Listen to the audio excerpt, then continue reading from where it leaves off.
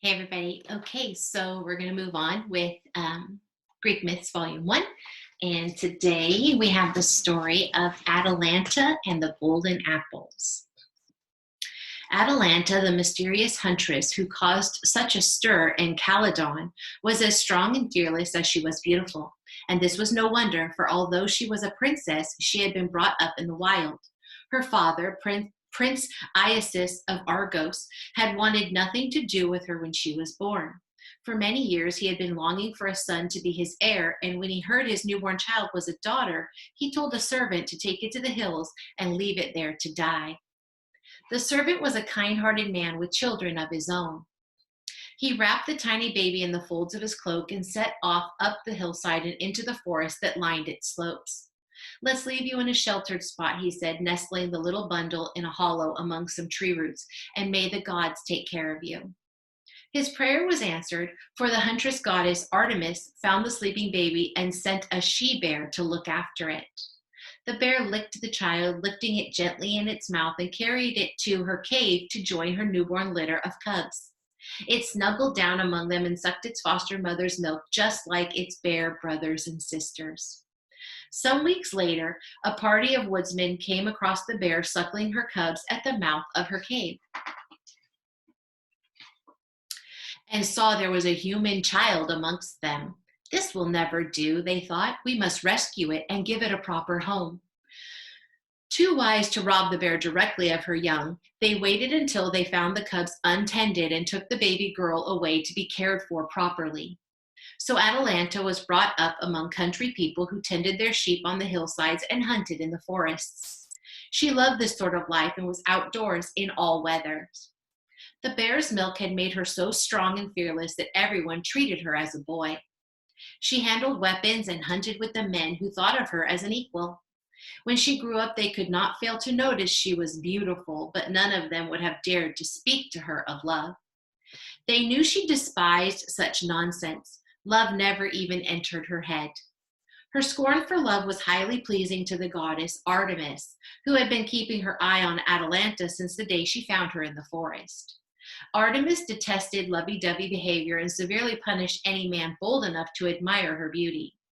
She expected Atalanta to join her band of nymphs who went on all of her hunting expeditions. She gave the girl a warning: "Never marry, for if you do, you will become a captive all the days of your life."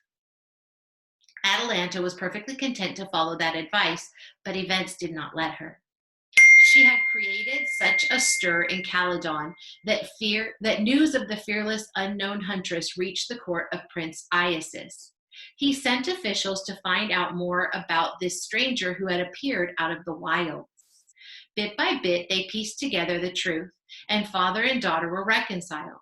Iasus was overjoyed, for Atalanta was just the sort of child he had hoped for. No son could have made him prouder. All the same, he felt that in certain matters a daughter should behave as other daughters did. "Now we must find a fine husband for you," he said. Atalanta hated the idea. She would not listen to her father, and for a long time he barely spoke to her. This made her sad, for she did not wish to lose his love. So she thought of a scheme that would satisfy him while putting off, perhaps forever, the need to take a husband. "Father," she told him, "I promise to marry the man who can outrun me in a race. Any man may try, but if I defeat him, I shall kill him with my bow and arrow." Her father agreed, for although she ran fast, he did not think it would be difficult to outrun the fastest girl. Many young men thought so too, but they learned their mistake. Atalanta ran faster than the wind, and although she gave each of her suitors a head start, not one of them reached the winning post ahead of her. Then she made each loser pay the penalty. Even when it was known that to race against Atalanta meant certain death, there were still many men so in love with her that they were ready to try.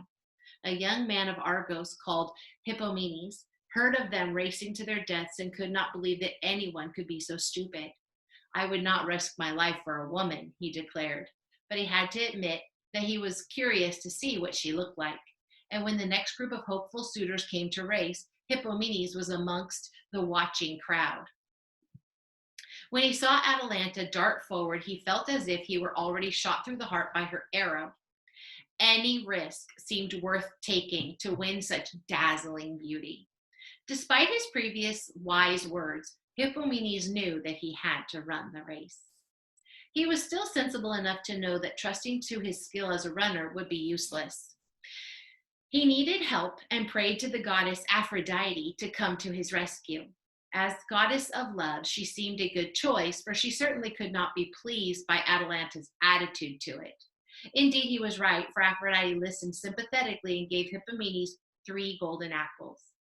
Use these as I tell you, she said, and you will win the race.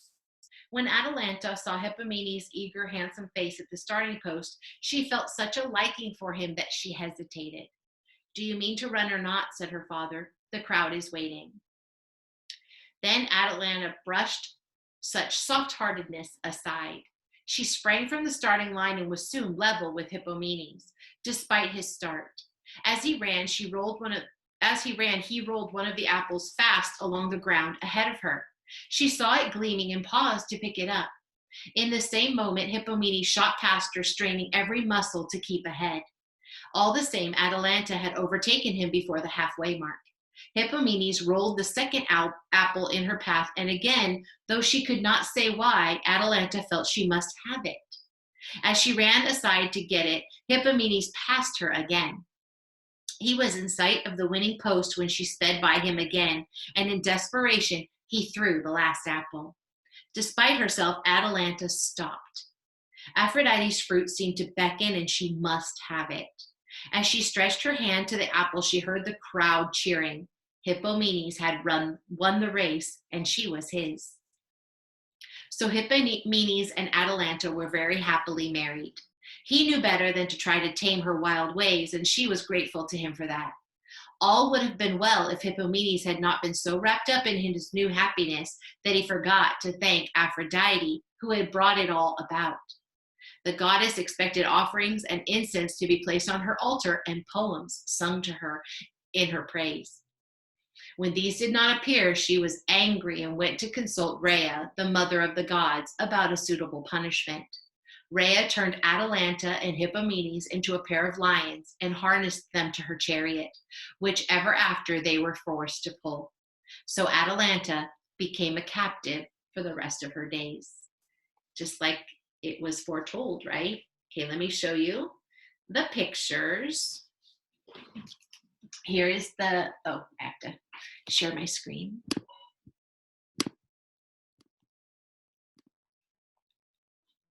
Here is the bear that basically adopted her. And here is the race. So that would be, this would be Hippomenes, and that's Atalanta, and the golden apple in his hand. And here is Rhea, and she's turned them into lions who have to pull her chariot forever. Okay, hopefully you enjoyed that. That is the end of volume 1. So we will be starting volume 2 in the next reading. All right, hope everybody's doing well, and I will talk to you guys later. Bye.